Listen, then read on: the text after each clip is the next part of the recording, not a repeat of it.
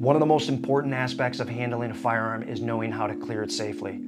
Whether it's prepping for dry fire, storing it, or other scenarios where a cleared firearm is necessary, these are the steps that can help you remain safe every time. Now, one thing you'll notice in my videos is that my firearm is rarely outside of the holster when inactive. I've built up this habit because of the added layer of protection that it provides by protecting the trigger. Whether I'm taking my holster off of my belt, storing it in a safe, or leaving it on my desk, this adds to the level of safety. Now let's dive into the safe action steps to clear and make safe. First, we always want to make sure that the muzzle is pointed in a safe direction. Next, we want to go ahead and release the magazine by pressing the mag release button. We're then going to remove any chambered rounds and lock back the slide.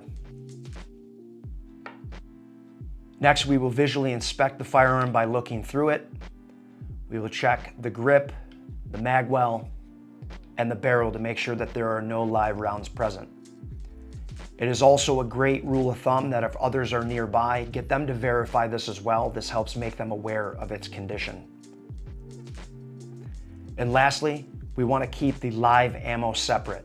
Whenever we're entering in a training environment, we do not want to have live ammo anywhere near. So what I do is I use this bag that is specifically for the live ammo and place it in another room. With your cleared firearm, you are now ready for dry fire drills. If you like these videos, let me know, and remember to stay safe, stay prepared, and thanks for watching.